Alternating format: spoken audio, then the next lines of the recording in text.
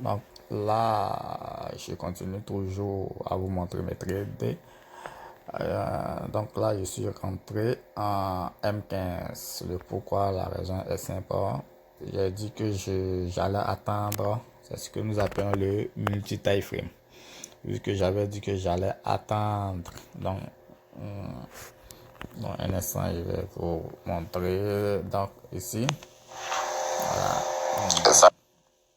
Ici, au niveau ok, de donc ce à ce niveau, H4, ça c'est au niveau de ce à ce niveau, j'étais H4 qui en se haut. trouve Donc ici. je vous Donc avais dit que si j'allais à mon attendre niveau, donc je vais le essayer de H1 couper se déjà lève. l'ordre qui se trouve là. Donc Donc là, c'est là. on va essayer de fermer cet ordre et puis on va voir si on peut rentrer peut-être plus tard. Ok, Ok.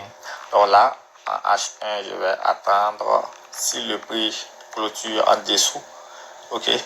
En dessous, je vais prendre SL. Si ça ne clôture pas, ok, je peux aller donc sur les ici plus j'ai petites dit unités de que temps si le pour prix pouvoir prendre clôture un en repli. dessous, j'allais Ou prendre dans un le cas sell. où le prix Mais là, je clôture vais en vous dessous de ce anticiper un peu les niveau choses et je suis H4, passé directement en je dessous. vous montre. Donc, je suis passé directement là en M30 pour voir si par rapport à ce H1, le prix avait clôturé en dessous de notre H1. Donc, le niveau H1 que j'avais tracé à ce niveau, donc je parle de ce niveau H1.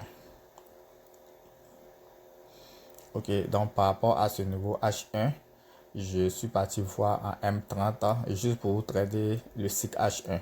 Donc, je suis parti voir en M30 si on a un chandelier M30 qui avait clôturé en dessous de ce niveau H1. Donc, en partant en H1, je me suis aperçu qu'on vient d'avoir un chandelier qui avait clôturé en dessous.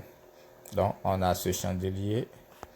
Un instant, on a ce chandelier M30 qui se trouve là, qui a clôturé en dessous de notre H1. Donc, dans ce cas, je vais essayer, je rentre en sell à ce niveau pour aller jusqu'en H1. Ok, donc, disons, mon TP sera au prochain H1. Donc, là serait mon TP. Et si après, là, je sors et je vais encore attendre en H1 pour voir si le prix, vu qu'il est 6h45 à mon niveau ici. Donc, ici, donc, ça c'est 6h45 moins 4, ok.